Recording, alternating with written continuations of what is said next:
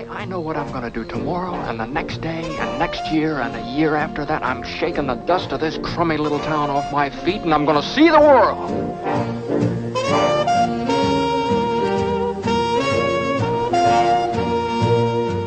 George, Terry, you're shaking the house down. Stop it. Oh, let them alone. I wish I was up there with them. This is me. You remember me? George Bailey. What is it you want, Mary? What do you want? You want the moon? Just say the word and I'll throw a lasso around it and pull it down.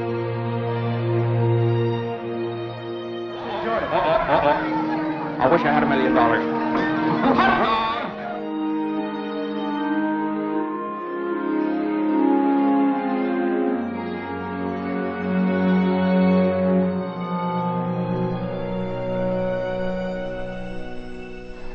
I'm in trouble, Mr. Potter. I need help. At exactly 10:45 p.m. Earth time, that man will be thinking seriously of throwing away God's greatest gift.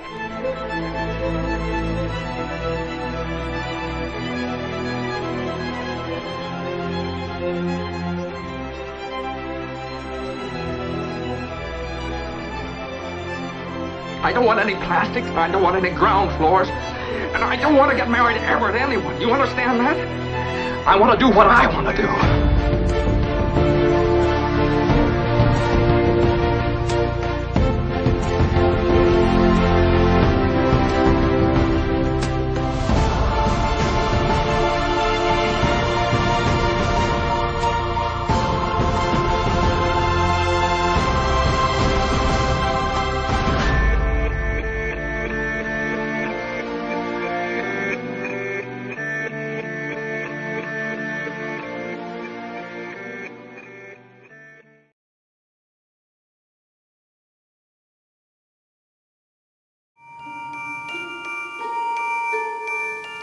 You know what?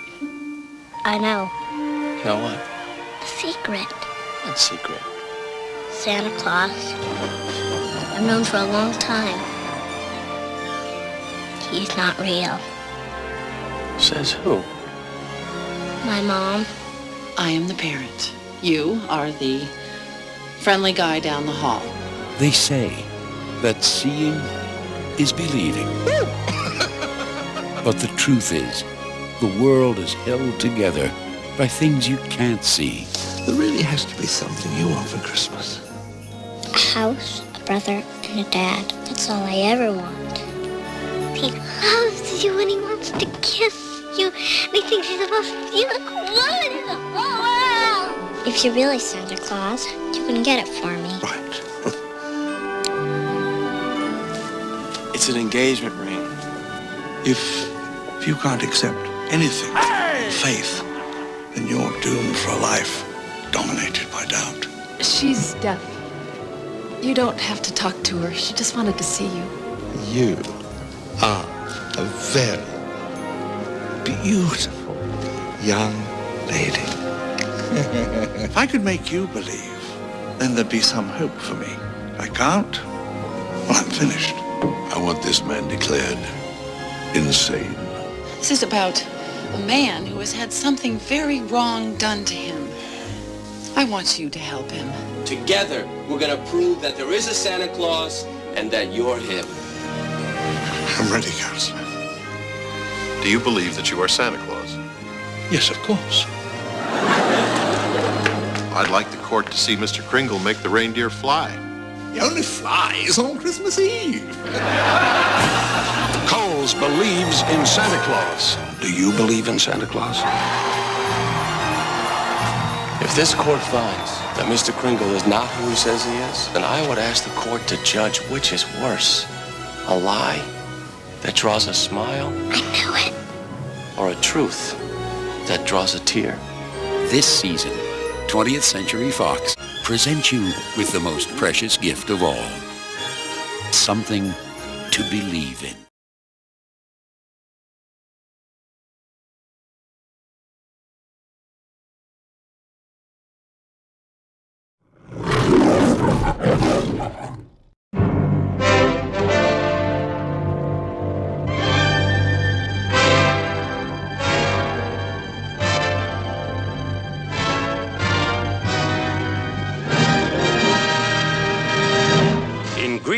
number 1, a very warm, very wonderful story about a boy, a girl, and a very special kind of problem. Did you hear what I said, Miss Kubelik? I absolutely adore you. Shut up and deal. Ingredient number 2, a brilliant cast. Jack Lemmon in a delightful role which gives full rein to Jack's amazing versatility. Shirley MacLaine, whose glowing warmth lights up the screen like a Christmas tree. Fred McMurray. This is a Fred McMurray you've never seen before. You know, you see a girl a couple of times a week just for laughs, and right away they think you're going to divorce your wife. I ask you, is that fair? No, sir, it's very unfair, especially to your wife. Yeah. Ingredient number 3, Billy Wilder. There's nothing quite like that Billy Wilder, some like it hot kind of laughter.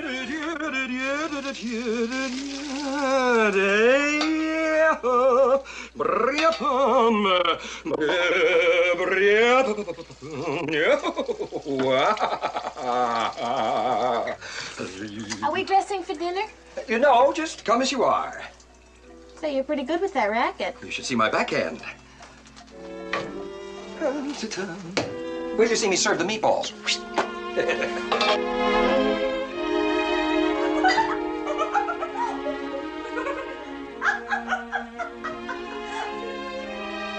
Mildred! He's at it again!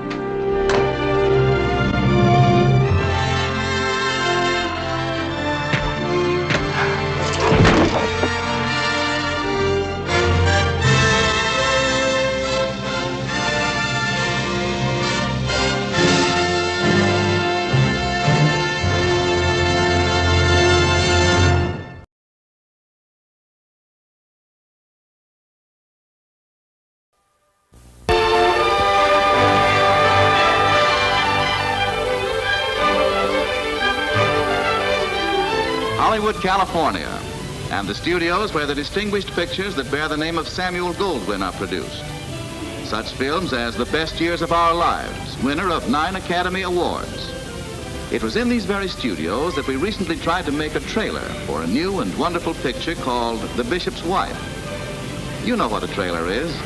One of those little films you see at your theater which shows you scenes from some big picture that's coming soon. Well, we made the big picture, and it's on its way. But something happened to the little one. It was on the day we finished all work on The Bishop's Wife.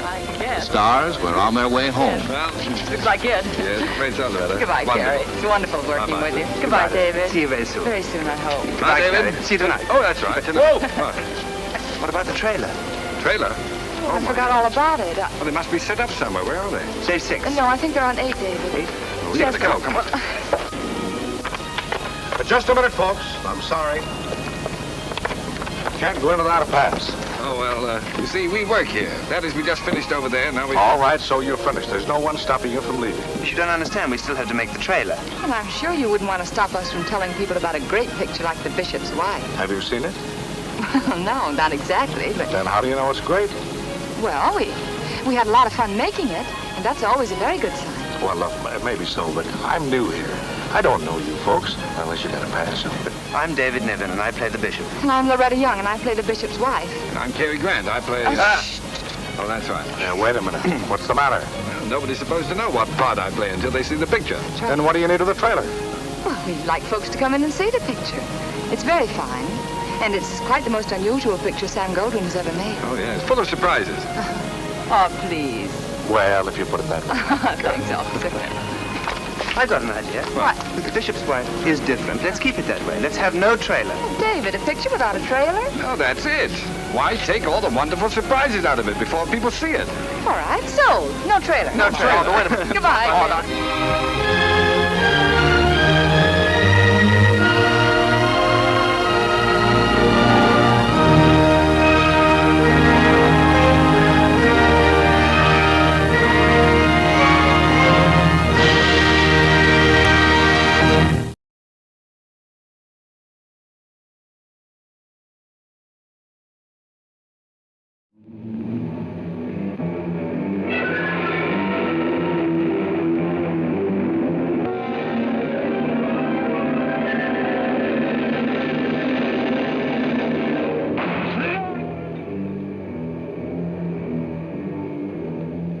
can't pay you, sir. I'm not surprised. Not unless you give me more time. Did I ask you for more time to lend you the money? Oh, no, sir. Then why should you ask me for more time to pay it back?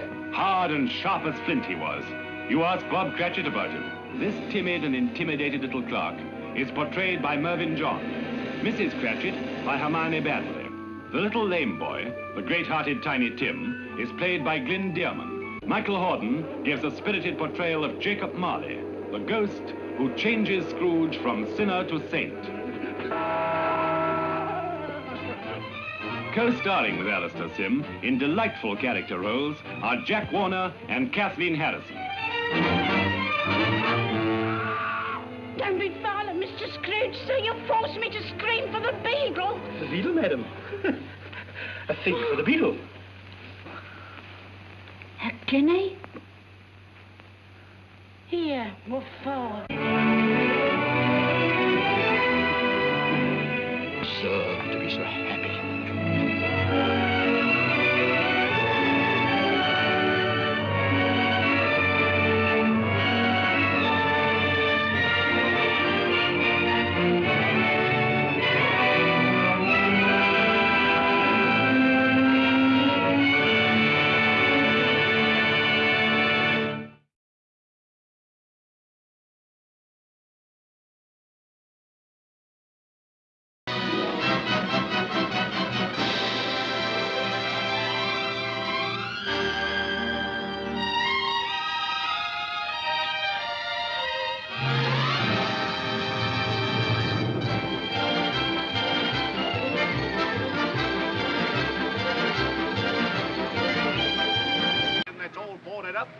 That is the townhouse of the great industrial wizard, Michael J. O'Connor, the second leaders of society, business, and politics built their homes upon this avenue. Palatial homes worth billions. See for yourself the famous homes of New York's Fifth Avenue, the wealthiest and most fashionable avenue in the...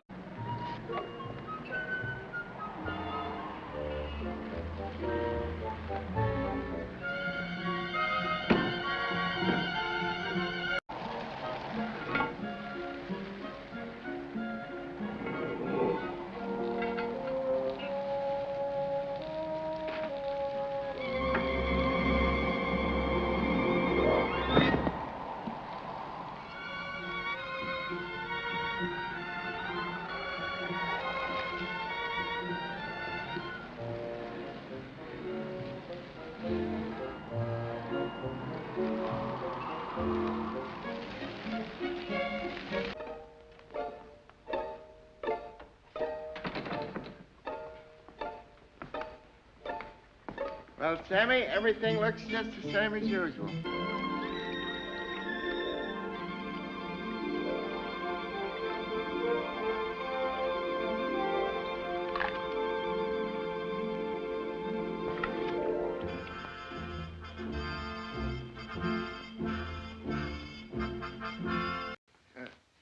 Well, Mike, you see, we're all one big happy family here.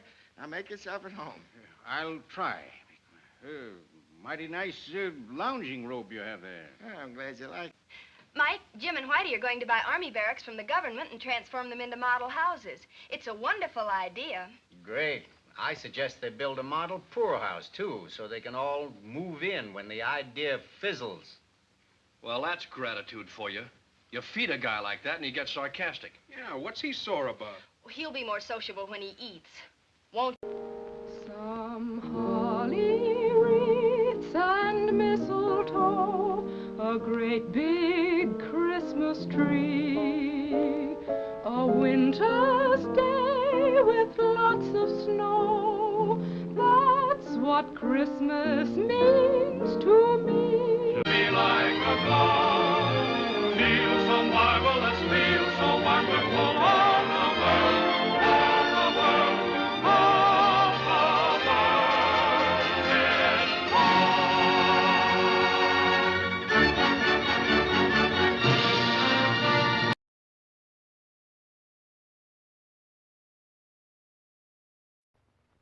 Mansion house. Mansion house.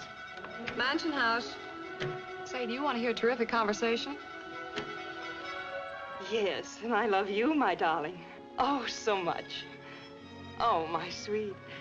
Yes, I will. I'll be thinking of you every moment. You've made me the happiest girl in the world. Goodbye. Goodbye, darling. Uh-oh, here comes trouble. Thank you. Hello? Oh, Bert, this is Maggie. Well, Maggie, how'd you know I was here? Oh, a flash just came over the radio.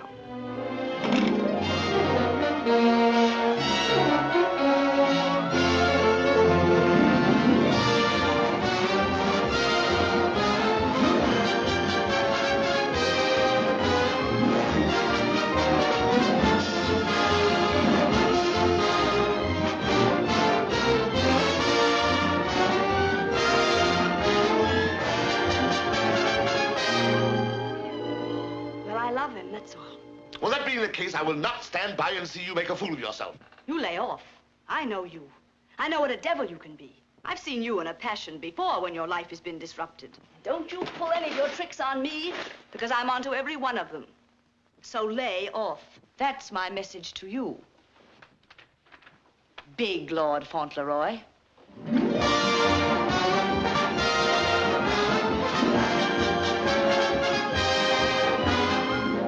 Yes, and that's a very charming little bracelet Mr. Jefferson gave you, isn't it, Maggie, dear? It makes complete sense now. And to think that I nearly... Well, wild horses couldn't get me out of here now, Maggie. And if I were you, I'd hang on to that charming little bracelet, my dear. It'll be something to remember him by.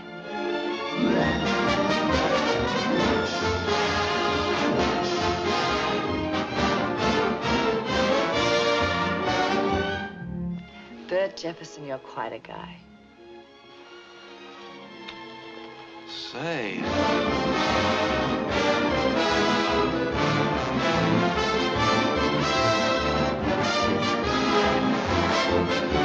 Confound it, Jude, when will you learn that I am always kind and courteous?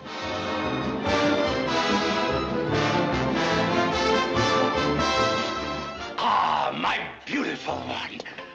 Come to my room in a half hour and bring some rye bread.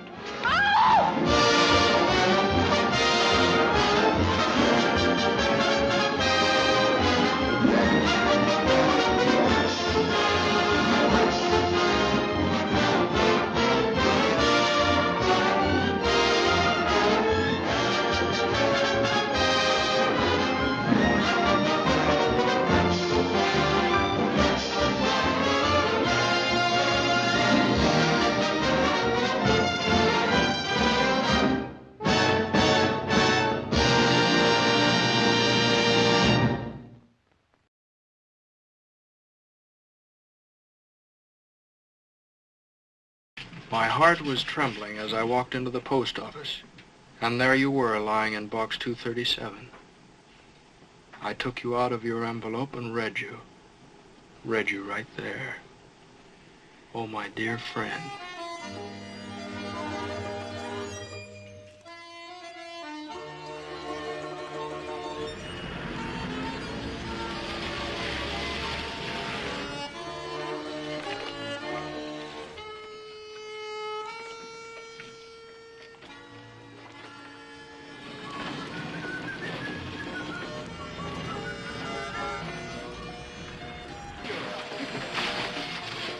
Mr. Matichek.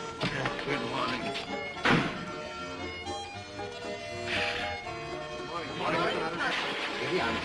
Oh, we've exchanged 4 letters. 4 letters? And she's no ordinary girl.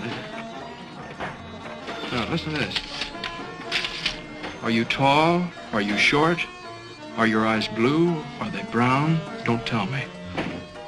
What does it matter so long as our minds meet? That's beautiful. Good morning, madam. It is, isn't it? Now, wait a minute. We have enough troubles in our daily lives. Did you tell that to Mr. Matichek? Yes, I did. And what did he say? He said, tell her not to come in that blouse anymore. Tell him I won't. I will. As a matter of fact, there might be a lot we don't know about each other. You know, people seldom go to the trouble of scratching the surface of things to find the inner truth. Well, I really wouldn't care to scratch your surface, Mr. Crowley, because I know exactly what I'd find. Instead of a heart, a handbag. Instead of a soul, a suitcase. And instead of an intellect, a cigarette lighter, which doesn't work. There are so many great and beautiful things to discuss in this world of ours. It would be wasting these precious moments if we told each other the vulgar details of how we earn our daily bread. So don't let's do it.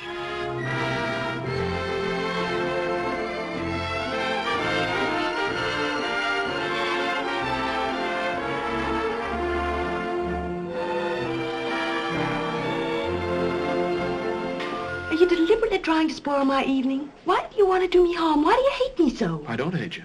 Oh, I suppose you love me. Oh, why should I? What have you done to make me love you? Well, I don't want you to love me. Oh, I don't.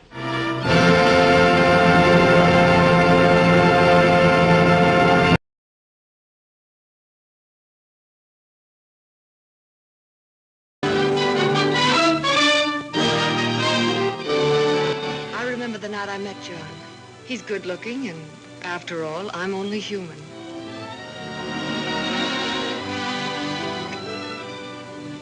You know perfectly well what... I remember the night John suggested that we ought to go on a little trip. I had visions of luxury and love. And what do you think I got? You plead guilty or not guilty? To what? Spent the night in my field. From out of the state. Now, wait a minute, Jim. Wait, nothing. When men drive girls over the state line as you did, the matter's worth investigating. You may think you're dealing with rubes. Your Honor, I want to plead... Your Honor, I don't believe this young woman is well. I think a 5-minute recess would be sufficient for her to recover. I am undoubtedly responsible for having made her... Please, Jack. Your Honor, Just a few minutes apparent recess, this young woman has been made hysterical by what's going on here. This is during which she is not responsible for what she says. I'm all right. I just want to plead guilty. If Your Honor would kindly grant a 5-minute recess. My child, why do you want to plead guilty? Because I am guilty.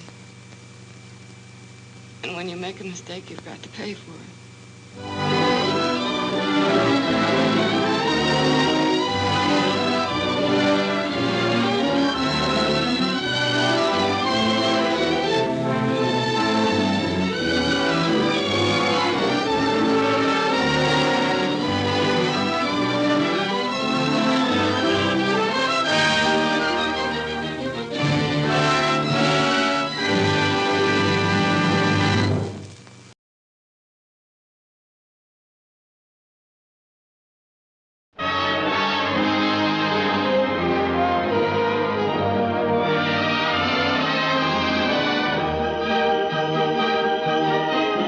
Who said there isn't any Santa Claus? Look what I found in my stocking. Heaven help a sailor on a Christmas like this. This is the jolliest, merriest Christmas I ever spent. Nah. It is so romantic. It gives me pimples all over the goose. I'm as free as a bird. Oh, that's what you think.